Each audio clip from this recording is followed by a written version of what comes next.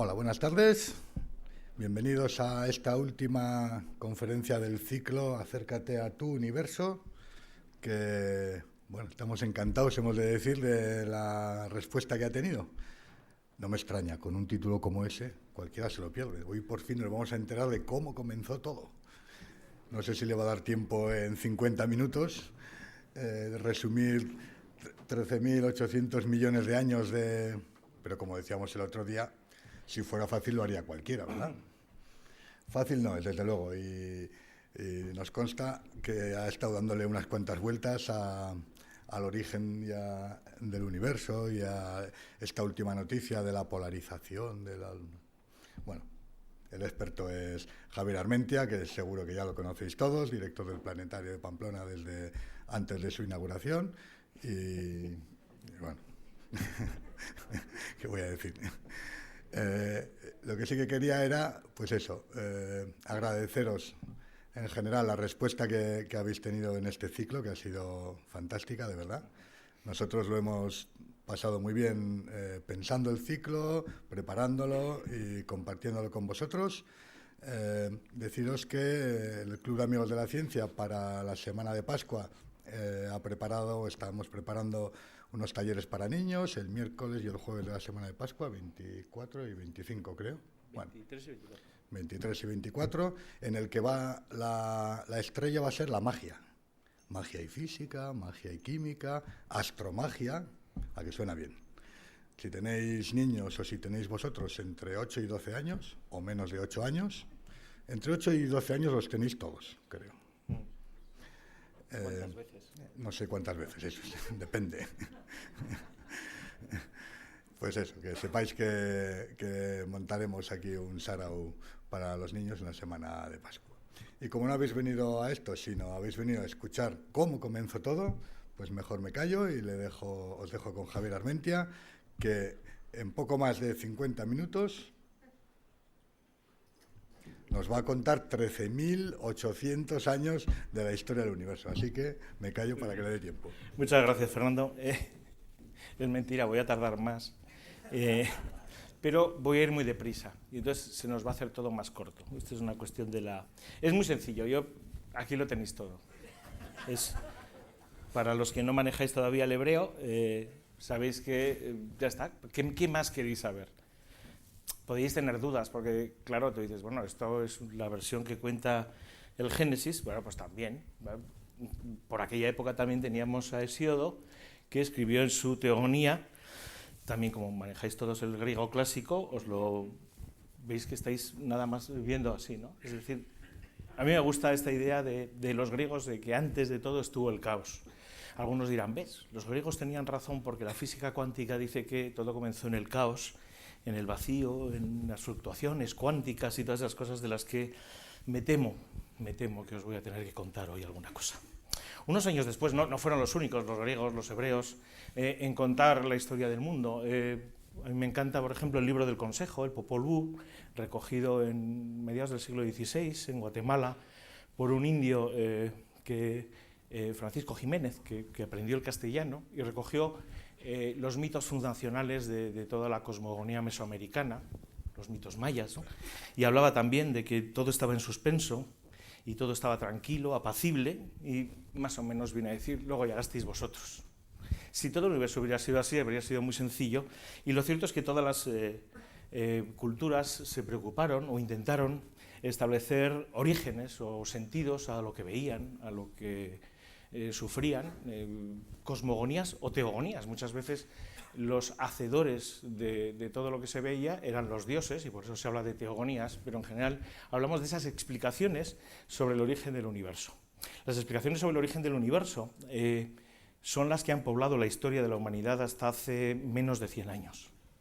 No ha habido una cosmología científica, no ha habido una investigación sobre cómo comenzó todo, eso que llamamos actualmente la cosmología, hasta que ha habido una ciencia que ha podido entender o plantearse, acaso, cuál era el origen, ¿no?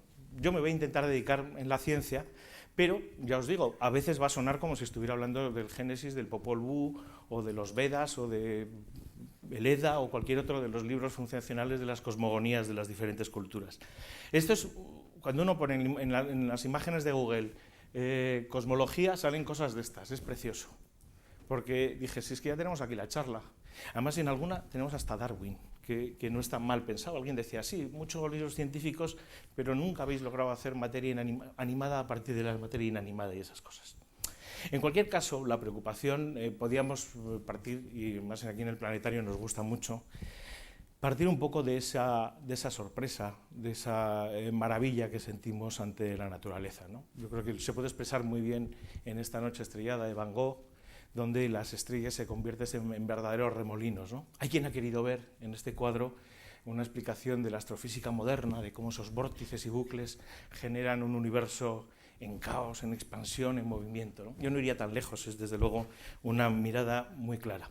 Pero sí es cierto que hace poco más de un siglo, siglo y medio, empezaron a hacerse preguntas que podían intentar explicar el mundo, ¿no? Pongámonos hacia mediados o a comienzos del siglo XIX con una mecánica que ha sido capaz de explicar el sistema del mundo. La mecánica de Newton habla de un universo, habla de por qué se mueven las órbitas, los astrónomos están descubriendo todo el universo y, bueno, parece que todo funciona muy bien. Bueno, están llegando todo el mundo de la electricidad y así, con muchas sorpresas y cosas extrañas, pero también llegará quien le ponga, digamos, un poco de orden. Sin embargo, llega un astrónomo alemán que se llamaba Guillermo Olbers, y dice, oye, está muy bien, este universo newtoniano, este universo que tenemos, que es infinito y que es eterno, porque así lo dice la mecánica, porque para que todo esté ahí, pues funcionan así las cosas, tiene un pequeño problema, y es que cuando se hace de noche vemos el cielo oscuro. Y sin embargo, imaginaos que en un universo infinito, donde hay infinitas estrellas, en cualquier dirección que apuntáramos el telescopio, una noche, tarde o temprano, nos encontraríamos con alguna estrella, ¿no? Es un poco este dibujo. En todas las direcciones aparece una estrella más o menos cerca o más o menos lejos. Tú dices, bueno, claro, pero es que las estrellas que están más lejos, porque todos sabéis mucho esto del cuadrado de la distancia, ¿no? Al estar más lejos, la estrella es bastante más débil, con lo cual lo que pasa es que tenemos pocas estrellas cerca y muchas estrellas lejos, muy lejos, ¿no? Pero no, resulta que al hacer cuentas, la luz sumada de muchísimas estrellas que están muy lejos, acaba siendo tan luminosa como el propio disco solar. ¿Por qué no tenemos un cielo que sea tan luminoso como el cielo de día? La verdad es que, aunque ya Kepler y algunos otros habían planteado alguna pregunta de estas, ¿no? Esa sorpresa de por qué el universo era oscuro, esta es una pregunta que entraña posiblemente una de las primeras ideas que necesita una nueva ciencia. Puedes imaginar, por ejemplo, que el universo no es infinito, que por lo tanto no hay estrellas así en todas las direcciones y que se acabe en un cierto modo, ¿no? Pero un platónico, Arquitas, un filósofo griego en el siglo VI a.C., se había imaginado eso, ¿no? ¿Qué pasaría si el universo fuera finito, ¿no? Entonces él decía que había un arquero que tiraba una flecha hasta el borde del universo, ¿no? Y se iba hasta el borde del universo, la recogía y entonces tiraba para allí. Si el universo es todo, como decía Carl Sagan, el universo es todo lo que es, lo que ha sido y lo que será, esa flecha tendría que viajar por el universo, con lo cual era un absurdo, ¿no? Era uno de estos absurdos que les gustaba hacerse a los filósofos griegos para pensar que había algo que estaba fallando, ¿no? El universo podía, por lo tanto, no podía tener un borde, no tenía que ser algo tan sencillo, ¿no? Alguien podía decir, bueno, igual lo que pasa es que no es eterno. Pero el que no fuera eterno planteaba otros problemas en la mecánica de Newton, y es que si un universo no fuera eterno, habría que buscar un comienzo y entonces eso no se estaría estable, se caería sobre sí mismo, por así decirlo, ¿no? Porque la gravedad era la fuerza, que todo el mundo entendía, que hacía que se juntaran las cosas o entraran en órbita. Y no encontrábamos que todo el universo se estaba cayendo hacia nosotros o que nosotros nos caíamos hacia un lado del universo, ¿no? Realmente la pregunta de Olbers necesitaba de un tipo de respuesta bastante más compleja y no había entonces una buena ciencia para hacerlo. No fue la única pregunta, se fueron haciendo muchas preguntas que fueron cambiando a finales del siglo XIX ya y a comienzos del siglo XX el mundo de la física. Por ejemplo, en 1906-07, Einstein, que tampoco había sido el primero en planteárselo, se hizo una pregunta, ¿no? ¿Cómo podría yo diferenciar el que esté subiendo en un ascensor acelerado, o que me esté cayendo, o que esté en un campo gravitatorio, ¿no? Recordáis que siempre se cuenta un poco esa idea de la gravedad de Newton, que tuvo esa idea genial de darse cuenta que la misma fuerza que hacía que la manzana se cayera al suelo era la que hacía que la Luna diera vueltas alrededor de la Tierra, porque la Luna se estaba cayendo. La equivalencia que planteaba Einstein, que no era tampoco de Einstein, pero él lo plantea un poco como principio fundacional de una teoría de qué es la gravedad o qué puede ser la gravedad, dice, bueno, no hay forma de distinguir cuando estamos en un sitio con una gravedad, por ejemplo, estamos aquí, tiramos una manzana, se cae. Pero si yo estuviera en el espacio y fuera en un ascensor que va acelerado a la misma fuerza de la gravedad, a g, a esos 9,8 metros por segundo en cada segundo, tiraría la manzana y todo lo que podría medir era exactamente igual. Curiosamente, la masa, que es la que está operando en los dos sitios, era equivalente cuando estás moviéndote o cuando estás en un campo gravitatorio. Y esto era una cosa que habían constatado todos los físicos y era una pregunta que se hicieron bastante curiosa y que es como muy, no diré esotérica, pero sí muy filosófica, ¿no? Muy en la raíz del pensamiento. Porque a partir de ahí, de ese principio básico, si me podéis bajar un poco, creo que resuena un... como estoy... Igual me subo esto un poco, perdóname. Decía que a partir de esa pregunta, de ese principio básico, sale una cierta conclusión. Y la conclusión se llamó teoría de la relatividad general. La conclusión no es sencilla, y bueno, la tuvo que hacer realmente la mente de una persona genial, ¿no? En cierto modo planteó que la gravedad, que esa fuerza que había descrito Newton, que había desarrollado toda la mecánica y que nos permitía entender cómo estaba formado el universo, realmente era resultado de la geometría del espacio y del tiempo. Esto lo dices así, como todo el mundo hemos usado alguna vez, lo del espacio-tiempo parece que lo entendemos todo, pero le reto a la gente que entienda las ecuaciones de Einstein, ¿no? Yo tampoco. Es decir, al final, esta explicación de que la geometría, vivimos en un espacio-tiempo que se curva por la gravedad y que por eso las cosas van girando así, pues viene a ser como el Génesis 1.1, pero cambiamos y ponemos a Einstein, aquí lo ponemos en bañador, y pues eso. Pero habíamos dicho que no íbamos a hablar de teogonías ni de cosmogonías, sino que queríamos intentar hablar un poquito de ciencia. Por eso me va a costar un poquito más contaros la historia. Hay una teoría, tiene sus ecuaciones, yo no las sé deducir ni trabajar y así, sé que por aquí hay algún físico de estos de los que sabe hacer estas cosas de las ecuaciones. Bueno, de hecho hay un gran problema, y es que, bueno, Einstein no tira todo desde cero, leía y había matemáticos, había por ahí un tío en Rusia que se llamaba Friedman que se había puesto a hacer modelos, Schwarzschild, como había pasado con la relatividad general unos años antes, había todo un desarrollo matemático en el cual se apoyaría esta nueva física. Esto es muy importante para entender. Partía de unos principios, digamos, axiomáticos, de una idea de cómo es el universo, una cosa tan sencilla como la que le había llevado a Galileo poder entender cómo era el movimiento, o como le había llevado a Newton a entender cómo eran las fuerzas, cómo era la mecánica, ¿no? Newton hace lo mismo y dice, ¿cómo es la gravedad, ¿no? La gravedad es geometría. El universo se curva y nosotros nos vamos cayendo, en cierto modo, por las líneas de menor esfuerzo, ¿no? Somos vagos, pues nos vamos moviendo así. Y todo esto tenía una formulación matemática, pero una formulación un poco jodida, con perdón. Porque, aunque tú metes también, esto vas al Google, me inspira mucho las imágenes de Google, y entonces pones relatividad general y veis lo que os decía, que esto lo habéis visto 1000 veces, ¿no? Ese plano del espacio-tiempo, esta textura de las coordenadas que se va curvando porque hay entonces las líneas de luz se curvan y todos lo entendemos, ¿no? Me encanta porque me estáis quitando un gran trabajo. Como nadie ha dicho que no, yo sigo. Bien. Decía que lo curioso o lo interesante es que a partir del planteamiento de unas ecuaciones, de unos sistemas matemáticos realmente complejos, esto tiene unas ciertas consecuencias. Es decir, no es una pura especulación, sino que saca unas consecuencias. Una de las consecuencias, la teoría se publica el año que viene, va a hacer un siglo. Es física de hace 100 años, o sea, una cosa antiquísima. Pero tiene algunas consecuencias. Por ejemplo, que los propios rayos de luz que siguen, digamos, esas líneas de menor esfuerzo o de menor recorrido, las geodésicas podríamos llamarlo, ¿no? Las líneas más sencillas para moverse por el universo, los rayos de luz se curvan cuando pasan cerca de la materia, de una masa. Ojo, en la mecánica de Newton se podría entender también en parte esto, pero era más complejo, ¿no? Bueno, por ejemplo, cuando uno está mirando a las estrellas que estén cerca del Sol, pasaría un poco como cuando estamos mirando en el horizonte, ¿no? Que la propia, en este caso no es la gravedad, sino la atmósfera, la refracción de la atmósfera nos deja ver cosas que están realmente más allá del horizonte, ¿no?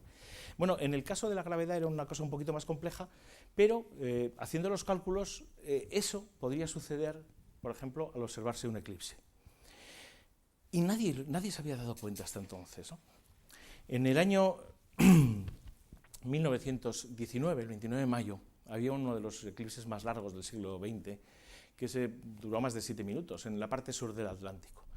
Y, claro, Einstein no era un mindundi, había cambiado ya el mundo en 1905, en ese año maravilloso, y estaba la física en plena efervescencia, ¿no? A pesar, fijaros que también había habido una guerra, la teoría de la relatividad general se publica en plena guerra, Gran Guerra, y en 1919, justo después de la guerra, 2 expediciones científicas, una liderada, la más conocida, por Arthur Eddington, por Sir Arthur Eddington, y la otra por Claude Crumlin, de la Universidad de Cambridge. Uno se va a Brasil y otro se va a África, a la Isla Príncipe, ¿no? Ahí al lado de Sao Tomé, para intentar realmente fotografiar el Sol durante el eclipse total y ver si las estrellas, las posiciones de las estrellas no están en la misma posición que en las placas. Y lo hacen, lo consiguen. Esta es la foto de Eddington. Aquí no se ve mucho, pero están aquí marcadas las posiciones de esas estrellas, ¿no? Cuando se compara con una placa obtenida en otro momento del cielo, se ve que hay un desplazamiento. La medida de ese desplazamiento es congruente, con la teoría, con los modelos que estaban desarrollados de la física. Es decir, aunque nos parezca raro, la luz se curva ante la materia y se curva en una cierta cantidad. También se explica el perihelio de Mercurio, un movimiento anómalo que había del planeta Mercurio y que se pensaba, durante mucho tiempo se pensó que estaba producido por la existencia de Vulcano, de un planeta que estaría entre Mercurio y el Sol, ¿no? También fue otro buen logro teórico. Desde el principio, a pesar de ser una teoría tan contraintuitiva como iban a ser casi todas las teorías de la física del siglo XX, a pesar de que muy pocos entendían la matemática, ¿no? Decía Einstein, Eddington y 2 más, posiblemente en aquella época, lo cierto es que se convertía en una herramienta poderosa, predictiva, que es lo que se le tiene que pedir a la ciencia, ¿no? Y hablaba de la gravedad, por lo tanto de la fuerza que iba a conformar el universo. Muchos años después se ha ido confirmando constantemente, esto es un titular que le gusta mucho poner a los medios de comunicación, confirmada la teoría de Einstein, ¿no? Y dices, qué bien, qué gusto, ¿no? Bueno, esta es una imagen, por ejemplo, de un cúmulo, donde veis que hay muchísimas líneas así extrañas que corresponden a galaxias que están detrás de este enorme cúmulo, una gran cantidad de materia, de galaxias, y ahí la luz de detrás es distorsionada por las galaxias que están de camino hacia nosotros, y entonces forman esos arcos de Einstein se les llaman, o lentes gravitacionales, ¿no? El fenómeno podríamos dibujarlo una cosa así. Bueno, con la ayuda de Einstein, precisamente, es que hemos logrado observar los objetos más lejanos, objetos de los cuales nos llega tan poca luz que serían indetectables para los telescopios actuales, pero que gracias a que entre medias hay objetos masivos y que concentran la luz de los que están detrás, podemos localizarlos e incluso medirlos, ¿no? Luego veremos las galaxias más, bueno, por aquí tenemos, por ejemplo, esta es una de las imágenes de las galaxias más lejanas conocidas, que justo son unos pocos píxeles aquí. Esto está ampliado. Está tan lejos que la luz nos ha tardado en llegar unos 13.300 millones de años, o sea, maños, en resumen. Fue emitida cuando el universo tenía, según las teorías que luego veremos, unos 420 millones de años, no demasiado, ¿no? Resulta sorprendente pensar que al observar estos objetos, al observar el cielo, el firmamento, realmente estamos confirmando la teoría de Einstein, ¿no? Me decía alguien, esto se puede confirmar de forma más sencilla. Y digo, bueno, si os habéis usado un GPS, las ecuaciones que permiten realmente calcular la posición con unos pocos metros de error a vuestro teléfono, dónde está, a partir de la señal que envían unos cuantos satélites, no se consigue esa precisión con la mecánica de Newton, que por otro lado es muy buena y la seguimos usando para casi todo. Bueno, la habéis usado en clase para hacer todos los problemas de física a lo largo de muchísimo tiempo. Sin embargo, cuando queremos llegar a esas terribles precisiones, tenemos que usar esta nueva mecánica, esta nueva teoría de la gravedad, del espacio y del tiempo, que tenía, bueno, pues algunos de estos dibujos, ¿no? Voy pasando un poco así más deprisa porque me había dicho Fernando que duraba menos de 50 minutos. No quería dejar de reconocer la labor de pensadores como Georges Lemaitre, l'Abbé Lemaitre, un religioso belga, estudiante de Eddington, y que desarrolla unos modelos teóricos y que consigue enmendarle la plana a Einstein en ese año milagroso, podríamos decir, para la cosmología y para la expansión del universo, que es el año 27. No es el primero que lo propone, pero en los modelos matemáticos que hace Lemaitre, Einstein tenía esa herencia clásica. Nos había dicho que para la mecánica clásica el universo era eterno e infinito. Y Lemaitre dice, yo soy cristiano, a mí no me gusta que sea eterno. Que sea infinito, pues ya está Dios, ¿no? Y posiblemente sea por un sesgo religioso, pero bienvenido sea el sesgo religioso porque se le ocurren modelos matemáticos en los cuales el universo podría tener un origen en el tiempo. Podría haber habido un momento muy atrás en el tiempo en el cual el universo estaba muy concentrado y a partir del cual se había expandido. Se podía expandir así de forma ilimitada, o bien volverse a contraer, o bien ya se vería qué, pero realmente los modelos también de Friedman, o sea, no había sido el único, lo que pasa es que él estaba mejor situado y entonces propone que esa expansión, esos modelos teóricos pueden dar una cosmología, pueden hacernos entender que el universo ha tenido un origen en unos 10, 15 mil millones de años atrás en el tiempo y desde un momento muy denso, y que ha seguido unas leyes de la física que estaban planteándose ahí. El concepto es, como veis, muy diferente de los libros anteriores que habíamos visto. Esto es una ciencia con su carácter predictivo o refutable, que dirían los pensadores, y así. Ese mismo año se publican los primeros resultados de Edwin Hubble, que junto con Milton G. Mason luego, en el telescopio de Monte Palomar, hacen mediciones de galaxias muy lejanas. Se había desarrollado ya unas tecnologías para poder medir distancias y poder medir muchos datos a partir de la luz. Y a partir de ahí, ellos en cierto modo confirman que todo el universo, todas las galaxias lejanas se iban alejando de nosotros, y más rápido cuanto más lejos estaban. Es decir, vivíamos en un universo en expansión.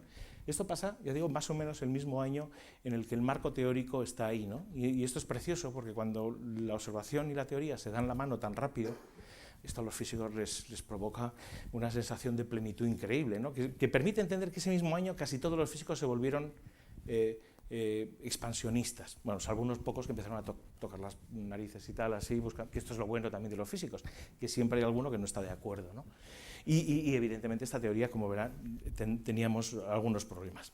Voy a pegar un pequeño salto hacia atrás porque es justo y es fácil reconocer. Lo cierto es que en esos años también de mediados del siglo XIX, sobre todo finales del XIX y comienzos del XX, se había ido desarrollando también una capacidad de observación y de análisis increíble. Una de las responsables era Henrietta Swan-Leavitt, que se parece a Natalia Zermanovich, que es una amiga mía, que es actriz también, y ha hecho de ella. Y como es que las fotos de Henrietta son muy feas, y sin embargo las fotos de Natalia, y además, como siempre se lo digo, que le voy a poner en la conferencia, y la gente, al final va a acabar alguien pensando que yo soy Henrietta Swan-Leavitt. Bueno, ella era una de las mujeres, aquí no sale en esta foto, esta foto es de 1919, ella muere un año después y ya estaba muy enfermita la pobre, pero había estado trabajando, había sido parte del harén de Pickering. Edward Pickering, que es el sujeto ese que está ahí en medio, era director del observatorio de Harvard en Massachusetts, en Estados Unidos. Y allí habían acometido una labor titánica, obtener información y detalles de la luz de todos los objetos que había en el cielo, obtenidas a partir de placas fotográficas, y catalogarlas. De ahí salieron pues, los catálogos Henry Draper, por ejemplo, de las estrellas, con sus tipos espectrales, con sus características, cómo era la luz de esos objetos, ¿no? Y a partir de ahí se podría llegar a hacer una medición de la luz, precisamente gracias a los modelos que hizo Henrietta Swan-Leavitt, que logró medir la distancia a unas estrellas determinadas de la pequeña nube de Magallanes. Bueno, lo gracioso es que estas mujeres, las calculistas de Harvard como les llamaron, o el harén de Pickering, habían sido contratadas por Pickering, que era un tío muy listo, porque dijo que en la naturaleza de las mujeres está el trabajo repetitivo y tedioso, y cobran menos. Estas mujeres no podían visitar el observatorio porque hasta muchos años después no se les dejó ser astrónomas, a pesar de que alguna de ellas, Annie June Cannon, Margaret Harwood, fueron de las primeras grandes astrónomas del siglo XX, astrofísicas del siglo XX, eran calculistas con un sueldo de porquería y que me dejaban sus ojos ahí trabajando. Para que os hagáis idea, este es el tipo de imágenes sobre las que trabajaban. Una placa de vidrio con el negativo de un montón de puntitos. De hecho, no son puntitos. ¿Veis unas manchas? Esto se obtenía poniendo en un telescopio y poniendo un pequeño prisma. Y entonces en cada luz de cada puntito de una estrella o una nebulosa o lo que fuera, en vez de aparecer el puntito de la luz, aparece un pequeño espectro. Como cuando ponemos un prisma delante de la luz del sol y vemos el arco iris, ¿no? Bueno, pues esos negativos se miraban a base de dejarte el ojo ahí con una luz detrás y una lupa, para identificar qué tipo de objeto eran, si era un objeto difuso o no, si podía ser una nebulosa, qué tipo de estrella, si era una estrella caliente o fría, que se empezaba a entender un poco todo eso, ¿no? Y gracias a esto fueron computando, fueron calculando y obteniendo todo el trabajo. Es este trabajo y no otro el que permite a Hubble después poder obtener todos los datos. Bueno, a Shapley y a otros, les permite, por ejemplo, ya hacer estimaciones a los primeros objetos, ¿no? Había una duda en aquella época de si todo el universo era como nuestra galaxia, es decir, nosotros estábamos en una galaxia y había un montón de estrellas, y todos los objetos que veíamos estaban más o menos lejos, pero pertenecían al mismo conjunto. O bien, quizás había algunos que decían que algunas nebulosas, las nebulosas espirales y algunas otras, como las nubes de Magallanes, eran pequeñas galaxias en sí mismas, como nuestra propia galaxia, ¿no? Y que por lo tanto el universo era mucho más grande de lo que se había imaginado o se imaginaba entonces. Eso resultó ser. Lo que pasó es que en estas imágenes Henrietta Leavitt consiguió encontrar unas estrellas características variables, un tipo de estrellas que cambian de brillo de forma periódica, y comparando las imágenes obtenidas en diferentes momentos, eran imágenes obtenidas desde un telescopio que está en Santiago de Chile, y gracias a eso pudo realmente obtener una estimación de qué distancia estaban. Y les salía que estas nubes de Magallanes estaban a unos 170.000 años luz de nosotros. Eran con muchos los objetos más lejanos que se conocían. Poco después se pudo medir la galaxia, distancia a la gran nebulosa de Andrómeda, M31, que se estimó en unos 2 millones de años luz, ¿no?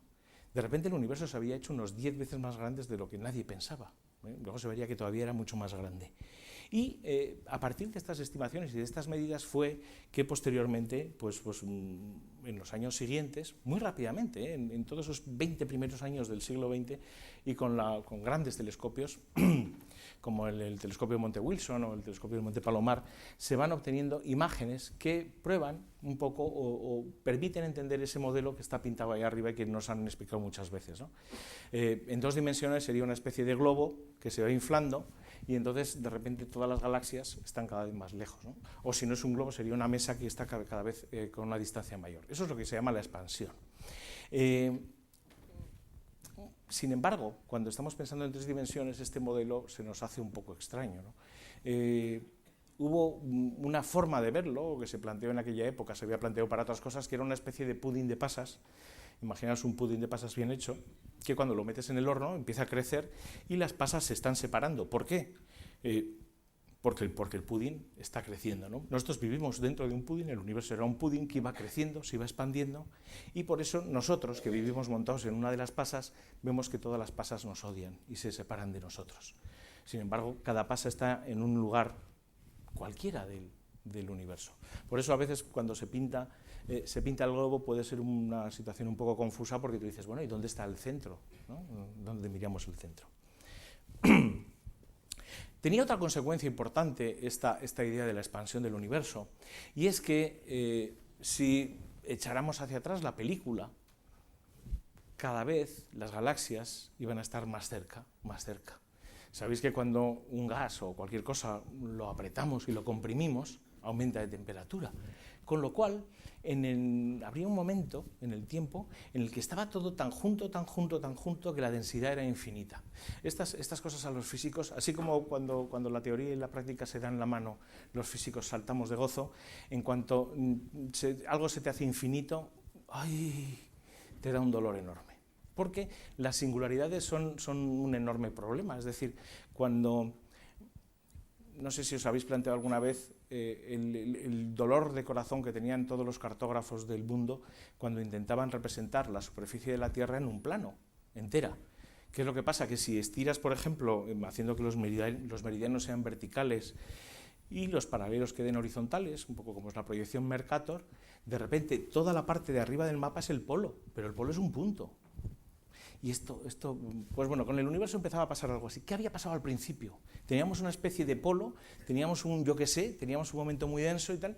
A algunos físicos les gustó tampoco la cosa que en aquella época, cuando se planteó esto, Fred Hoyle, uno de los grandes físicos de aquella época, dijo, esto es como el superpolvazo.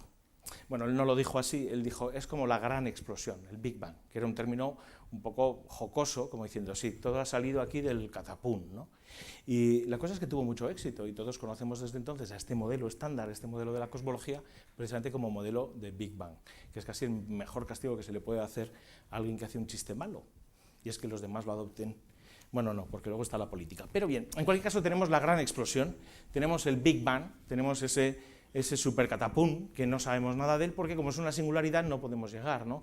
Hay que decir algo, ya en esa época, bueno, la física no era la física así tan sencilla que había sido en tiempos de Newton, y bueno, aunque quien haya intentado trabajar un sistema mecánico complejo con los sistemas de Lagrange o de Hamilton, sabe que esto de sencillo tampoco tenía tanto, ¿no?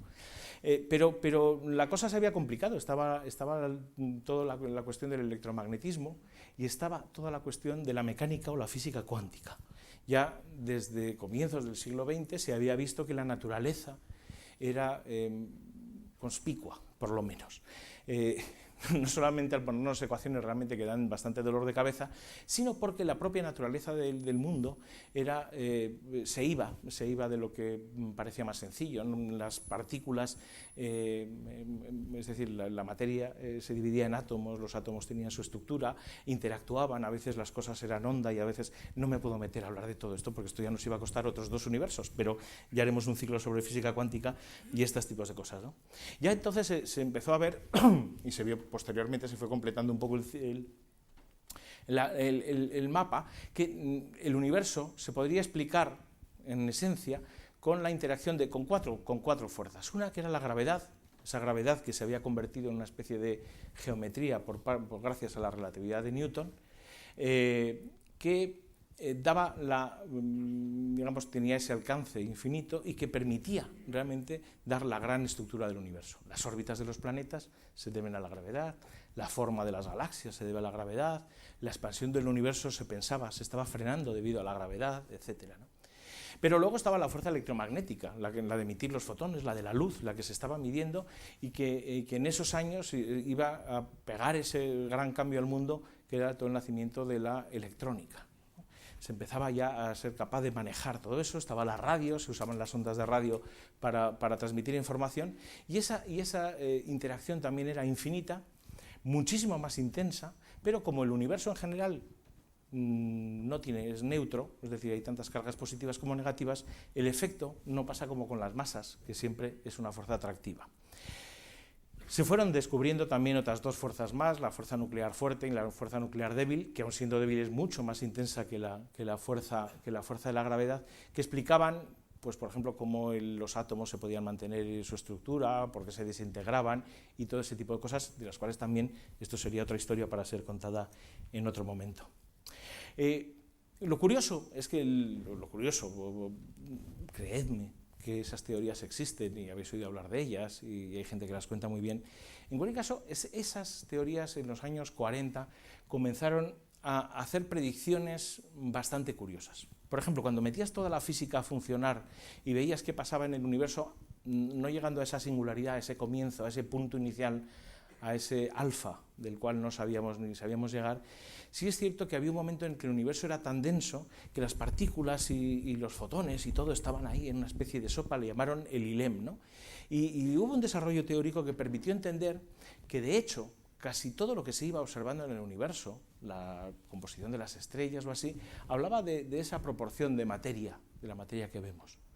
Unas 3/4 partes de hidrógeno, bueno, en número de átomos un 80%, casi un 20% de helio y una pequeña parte menor del 1% de todo lo demás.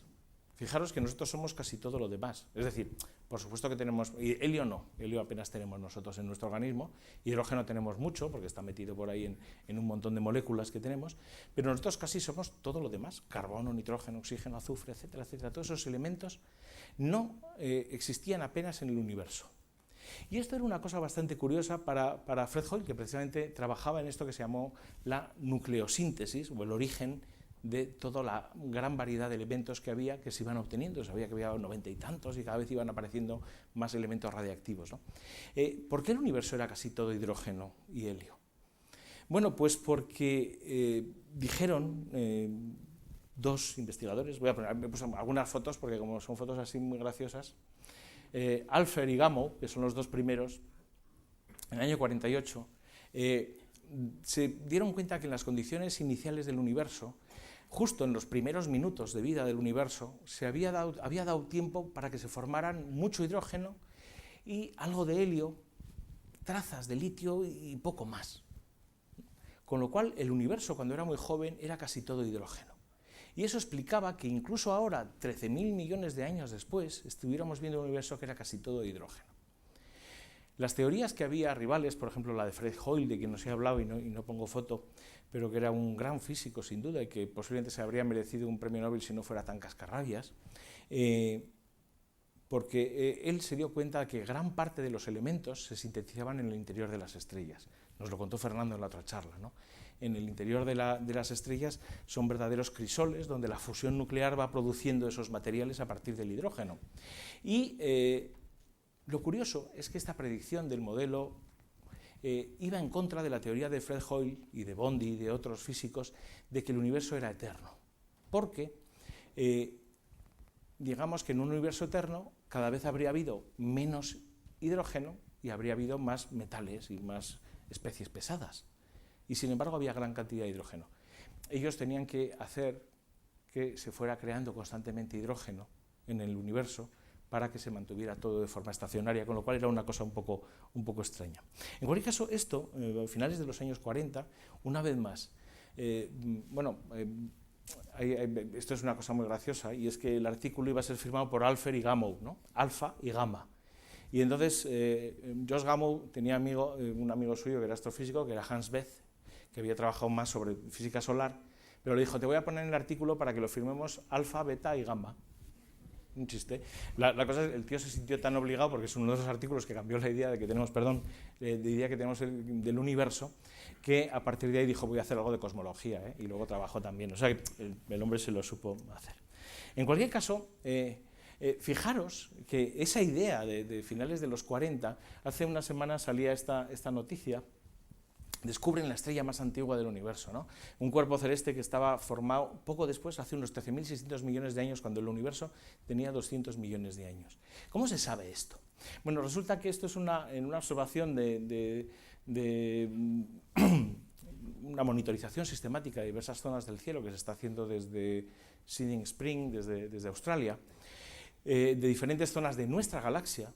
Es decir, estrellas que no están en los confines del universo, sino relativamente cerca de nosotros, en esa escala así. A unos 6.000 años luz encontraron un objeto que no tiene casi nada de carbono, nitrógeno, oxígeno, casi solo tiene hidrógeno y un poquito de helio.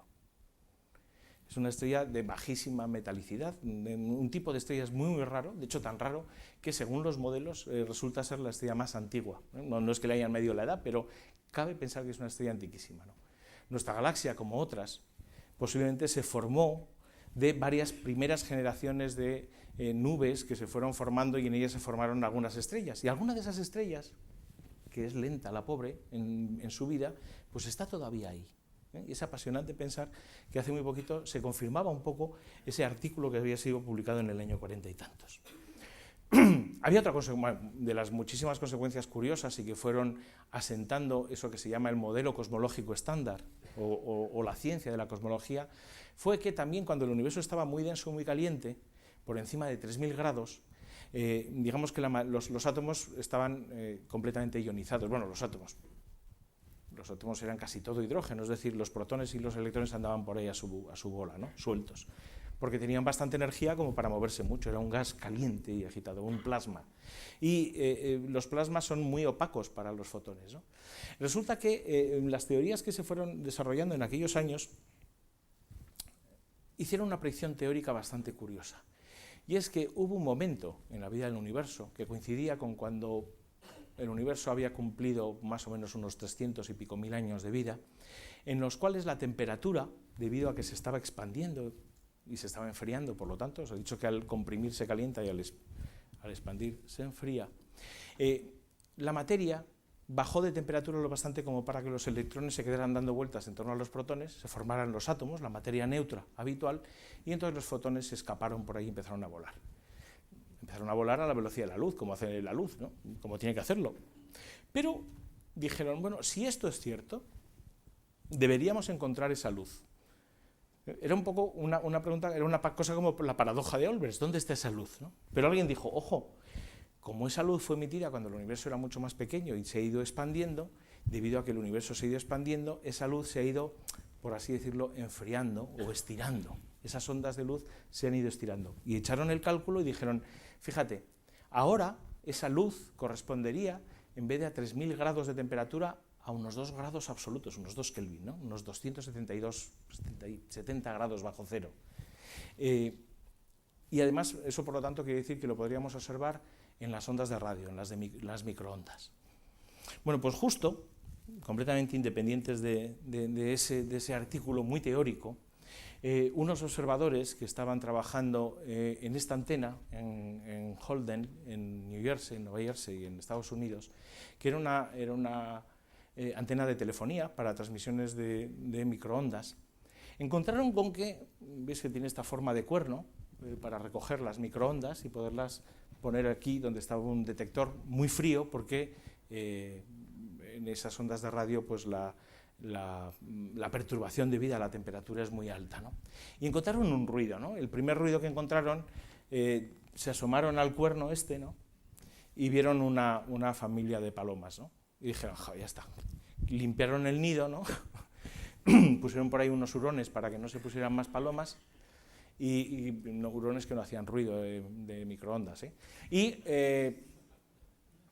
vieron que seguía haciendo ese ruido. Es más, apuntaban en todas las direcciones, hacia un lado, hacia el otro, hacia arriba, hacia abajo y tal. Ya veis que tenía este movimiento, podía girar en azimut, en horizontal, y luego en la vertical, ¿no? Podía, un Dobson de estos así, podían apuntar a cualquier sitio del cielo, y seguían encontrando esa radiación.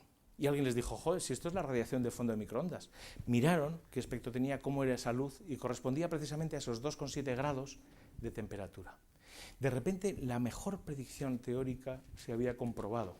Es decir, el modelo cosmológico, en cierto modo, se cerraba sobre sí mismo y permitía entender algo que de otra forma no se habría entendido, ¿no? Y era que en cualquier dirección del universo que estuviéramos mirando, observáramos una luz. Me he detenido un poco más en esto porque llevamos varios meses hablando de cosas de estas. Habéis visto seguro que esta imagen, ¿no? Que es un mapamundi, ¿no? He puesto un mapamundi de la Tierra abajo para que veáis. Esto es lo que observó la primera temporada del Planck. Planck es un telescopio espacial que observa en esa región de las microondas, un instrumento muy sensible de la Agencia Espacial Europea, cuyos resultados estamos esperando como agua de mayo, pero será agua de junio, porque los van a dar en junio y podremos tener confirmación. Por eso los americanos, ahora os lo cuento así entre nosotros, los yanquis dijeron, vamos a adelantarnos y vamos a quitarles el titular, y dieron la rueda de prensa esta de hace 3 semanas diciendo que habían encontrado lo de la inflación y tal, de la que vamos a intentar hablar luego. Si me queda tiempo, porque ya voy más de 50 minutos, no, todavía no. ¿Sí? Casi. Bueno, vamos a matar al universo dentro de poco. Decía que Planck mira el cielo en varias longitudes de onda que corresponden con esa región de las microondas y bueno, lo que ve principalmente es emisión de cuerpos que no están a gran temperatura, pero que principalmente es gas de nuestra galaxia, ¿no? Por eso en este mapa mundi, de la misma forma, lo pongo en el anterior, perdón, estoy aquí, claro. Yo he empeñado en darle hacia adelante en vez de hacia atrás. Decía, de la misma forma que aquí en el mapamundi hemos hecho una representación donde hemos puesto el ecuador en el centro, aquí en vez de poner el ecuador en estos mapas que se hacen de la radiación de microondas, lo que se pone es el plano de nuestra galaxia. Nuestra galaxia, que tiene mucho gas y muchas estrellas, emite mucho en las microondas y por eso veis que principalmente la emisión está ahí.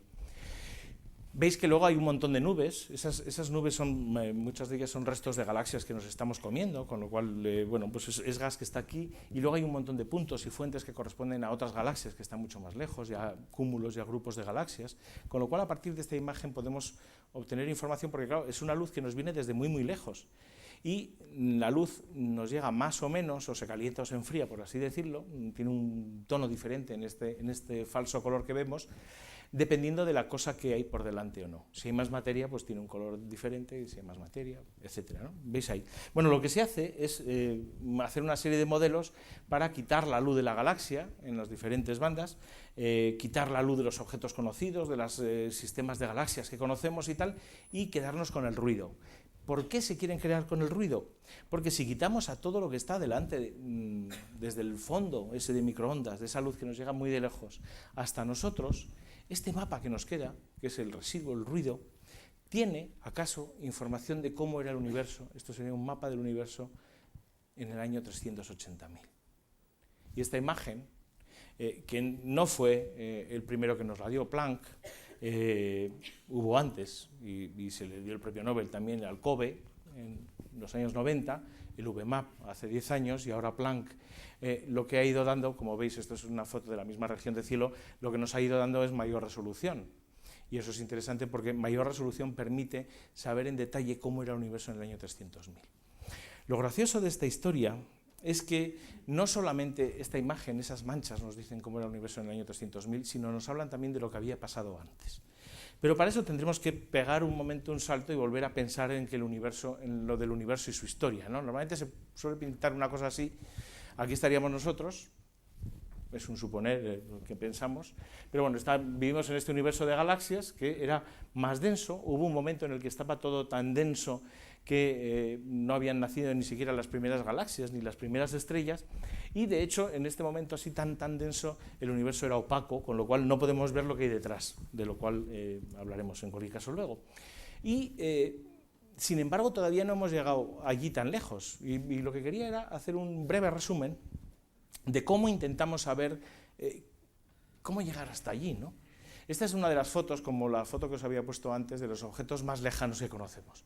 Algunos de estos objetos están tan lejos que su luz lleva viajando más de 13.000 millones de años, ¿no? Hasta nosotros. Son protogalaxias, son las primeras galaxias que se formaron y que podemos observar en diversas zonas. Esto es una foto obtenida a partir de imágenes de altísima exposición, de mucho tiempo de exposición que se hacen con el telescopio espacial Hubble, los campos profundos que han permitido, realmente cada una de estas manchitas que veis es una galaxia. Esto está apuntado a una zona del cielo donde no hay estrellas de nuestra galaxia, ni siquiera galaxias lejanas, con lo cual cada puntito, y cuando uno se acerca y puedes ver estas fotos y bajártelas en gran resolución, ves las galaxias. Lo bonito de esto es que las galaxias no son todas iguales. Las galaxias que vemos ahora, las más modernas, hay más espirales y con más brazos, tienen estrellas con más metalicidad, con más elementos más complejos, y las más pequeñas, las más lejanas, sin embargo, suelen tener una forma más sencilla y tienen más hidrógeno y helio que otra cosa. O sea que todo concuerda, digamos, con esa visión que estamos dando del universo, ¿no? Lo podíamos poner así. Esta es una imagen que la contó aquí hace un año y algo. Sí, fue hace un año, Miguel Mas, ¿no? Solemos poner, ¿no?, el tiempo después del Big Bang, 0, en el momento de 379, 380.000 años, cuando se hace transparente, ¿no? Esta parte que le llaman los 200 primeros millones de años, que es la edad oscura, porque sabemos que el gas entonces se estaba agrupando, más sobre eso dentro de un momento, y nacieron las primeras galaxias con esas primeras estrellas, las primeras generaciones rápidas de estrellas que fueron poblando, enriqueciendo el medio y creando pues ese universo que ahora contemplamos. Podemos ver esto, sin embargo, de otra forma. Si miramos en todas las direcciones, ¿no?, fijaros que tendríamos el fondo, esto es muy bonito porque volvemos al modelo geocéntrico, ¿no? Nos ponemos en el centro del universo como observadores del universo, no porque estemos en el centro. Y lo que estamos haciendo con un telescopio, cuando estamos observando objetos cada vez más lejanos, estamos observando también objetos que pertenecen a un momento más anterior del universo. En cierto modo, las imágenes que vemos del universo sería como si estuviéramos viendo los libros de un colegio de los años anteriores, ¿no? Entonces estamos viendo, cuando miramos a un objeto que está a 90 años luz, vemos el libro del colegio de nuestro abuelo, con lo cual vemos niños. Pero esa foto tiene 90 años de historia. Bueno, pues esto multiplicarlo en millones de años, porque la escala del universo es así de complicada, ¿no? En cualquier caso, cuando intentamos ir más lejos, observar objetos más débiles, observarlos en diferentes tipos de luz, intentamos ir llegando un poco más allá, ¿no? Puesto en línea, fijaros, en los años 90, con los grandes telescopios de 5 o 6 metros que se iban poniendo entonces, se llegaba más o menos hasta objetos que estaban a unos 6.000 millones de años luz de nosotros, es decir, objetos más o menos de la mitad de la vida del universo. El telescopio espacial Hubble, con el campo profundo, duplicó esa distancia a la que podíamos llegar en el tiempo, y con los campos ultraprofundos ha llegado a una distancia mucho mayor, que se ha saltado hasta aquí usando las lentes gravitacionales, esas que veíamos consecuencia de Einstein, ¿no? El futuro, los telescopios infrarrojos, los grandes telescopios de 40 metros como el ELT que se pondrá en Chile, el James Webb, que tenía que haber estado funcionando ya desde hacía varios años en el espacio y que todavía no ha salido y nadie sabe cuándo lo hará, permitirán llegar casi a ese momento muy antiguo de las primeras galaxias, ¿no?, de cuando los 200 millones de años estaban naciendo esas primeras galaxias y las primeras estrellas. Pero por el momento no es lo que tenemos. Lo que tenemos es que nosotros vivimos, para recordar un poco lo que estamos viendo, nosotros estamos ahí cerca de un brazo, entre dos brazos espirales de una galaxia espiral barrada que es la Vía Láctea, que tiene de un lado a otro unos 150.000 años luz y que pertenece, junto con otras galaxias, principalmente con la galaxia de Andrómeda y unos cuantos satélites nuestros y unos satélites de ellos, a lo que se llama el grupo local de galaxias. Esta es la materia que vemos, esa materia que podemos ver en forma de galaxias, así, están ahí. Nosotros nos hemos acabado de comer unas cuantas galaxias, Andrómeda otras, y se calcula, debido a los movimientos que tenemos, que dentro de unos 600 millones de años nos comeremos o nos fusionaremos con la galaxia de Andrómeda, que como es un poco más grande que nosotros, pues nos ganará. Esto hubo una época en la que se llamaba canibalismo galáctico, porque la galaxia grande se comía a la chica, ¿no? Bueno, lo que pasa es que cuando uno intenta hacer el mapa de cómo es el universo más lejos, y esto es una cosa que se empezó a hacer en los años 80, los Burbidge y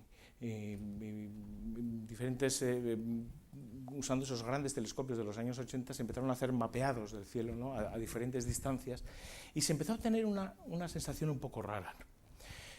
En todo esto que he estado contando, y no lo había dicho, subyacía esa idea que os había dicho del pudín de pasas, ¿no? Un pudín de pasas bien hecho tiene las pasas bien distribuidas.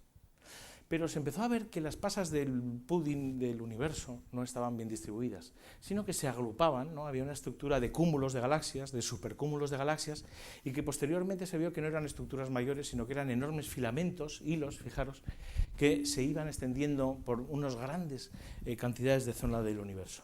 En los últimos años, mapeados sistemáticos en una pequeña franja del cielo, fijaros, aquí estaríamos nosotros, y aquí sería mirar hacia lo lejos, ¿no? Y aquí han puesto un puntito azul por cada galaxia que ven. Fijaros que hay una especie de estructura de espuma, con grandes vacíos, y donde las galaxias se agrupan en materia. Y esto empezó a ser un problema uno de los grandes problemas para la teoría, el modelo cosmológico estándar, ¿no? Porque tanto de esto como de otras observaciones que se iban haciendo, para entender el que existieran estas estructuras, hacía falta por lo menos 5 veces más, si no 8 veces más, la materia que se veía. Esa materia que os decía que era casi todo hidrógeno, helio y tal, no era todo. Había una materia oscura que era la que daba realmente la forma al universo. Metiendo materia oscura, que no sabemos qué es, y hay diversas hipótesis, la física de partículas, la física cuántica nos puede venir al rescate, pero tampoco tenemos un modelo muy claro, permite entender que en vez de tener esa especie de cubo de la izquierda de un universo que sería una especie de pudín de pasas bien uniforme, la materia se agrupa de esa forma casi que parece una neurona, ¿no? con filamentos y grandes vacíos, ¿no? Y esto es la evidencia de que hay una materia oscura. Apasionante pensar que estos modelos no solamente concuerdan con las observaciones que vemos, sino con la primera luz. Os decía que en el año 300.000, esas pequeñas, digamos, esa textura, esos grumos que tiene la primera luz del universo, evidencian que estaba ya esa proporción de materia oscura que nos permite entender eso. ¿Queréis un poquito más de lío para irnos acercando ya al final y entender por qué es imposible hablar del universo en tan poco tiempo y de esta forma? Resulta que el universo además se acelera. Durante muchísimo tiempo, desde el nacimiento de las teorías de la relatividad general, de los modelos de Friedman, Lemaitre y toda la cosmología, todo el modelo estándar de la cosmología, se pensó que había habido un momento muy denso y muy caliente, que había sido una especie de explosión y se había empezado a expandir todo, pero que la materia que había iba frenando esa expansión. La expansión era cada vez más lenta. Algunos decían que la materia que había en el universo sería suficiente como para frenar un día la expansión y que empezara el gran colapso, o el Big Crunch, como le llamaron, y entonces el universo se cayera sobre sí mismo y volviera así. Otros decían que no, que justo teníamos la velocidad justa para morirnos por aburrimiento, por así decirlo, ¿no? Y otros decían que no, que teníamos más velocidad y que aunque se iba a frenar no había materia suficiente como para frenar todo, ¿no? Tú lees los libros de Tipler, de los grandes libros de cosmología de los años 80, de divulgación de la cosmología, y todos hablan de esto, ¿no? De si el universo es abierto, cerrado, finito, infinito, si se expandirá ilimitadamente y tal. Pero resulta que en los finales de los años 90 y en el año 2000 se empezó a comprobar, al observar galaxias con el telescopio espacial Hubble y otros grandes telescopios, galaxias muy lejanas, a veces se descubría en alguna de ellas una supernova, una estrella que explotaba. Recordáis que Fernando Jauregui os contó un poco la vida de las estrellas, ¿no? Y a veces se producen esas enormes explosiones en la vida de las estrellas que son muy luminosas y por lo tanto podemos observarlas muy lejos. De hecho, algunos de esos tipos de supernova vienen a ser como esas cefeidas que estudió Henrietta Swan-Leavitt y que nos permiten, digamos, tener una candela estándar, poder hacer una medida directa de qué distancia está. A partir del estudio de estas supernovas lejanas, se vio que lejos de frenarse la expansión del universo, se estaba acelerando, al menos en los últimos 800-900 millones de años.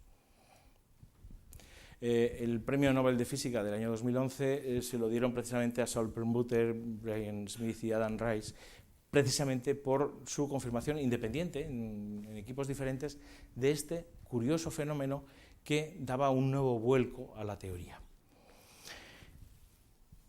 ¿Qué había que suponer? Bueno, no solamente eso, también resulta que de la misma forma que en el estudio de la radiación de fondo, en esa textura veíamos los restos de esa materia oscura, realmente en la imagen de esa primera luz del universo también tenemos la evidencia de que 3/4 partes del universo corresponden a una energía oscura.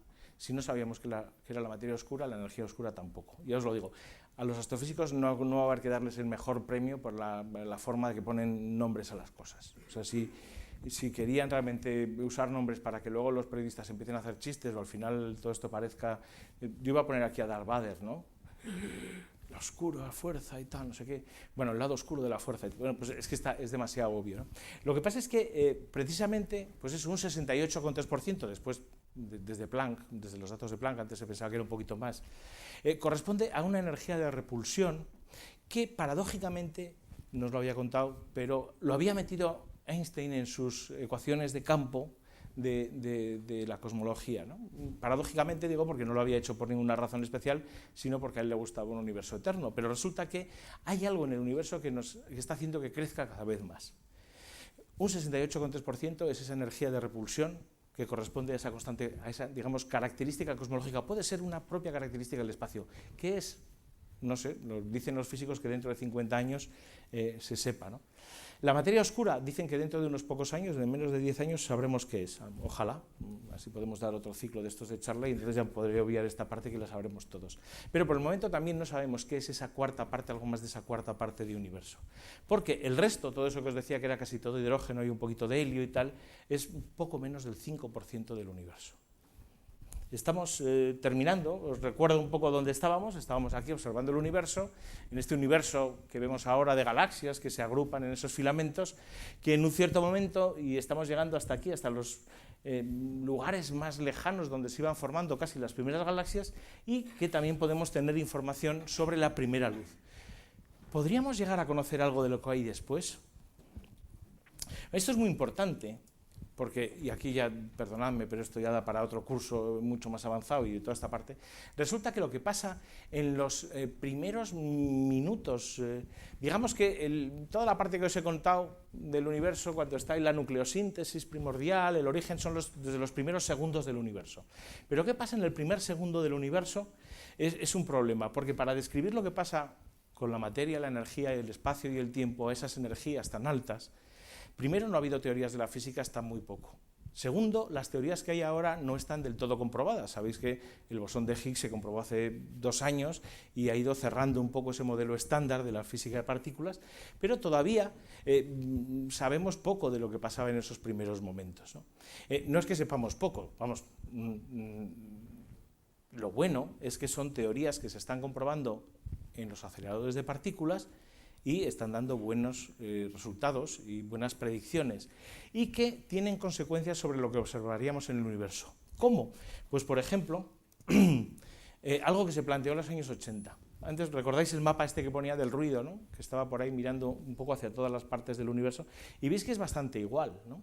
O sea, hay algunas zonas un poquito más amarillas, otras un poco más azules, pero porque hemos puesto una escala de color muy grande, ¿no? De hecho, las irregularidades que hay en la radiación de fondo son menores que una parte en 100.000.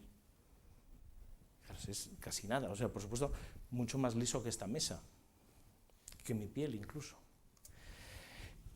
Esto plantea un cierto problema, porque cuando nosotros estamos aquí mirando desde el centro del universo y miramos hacia un lado, esta parte, debido a que el universo se está expandiendo, estaría a unos 13.000 millones de años luz, pero como el universo además se ha expandido, pues corresponde a unos 28.000 millones de años luz, ¿no? Es lo que se llama la esfera de máximo alcance, ¿no?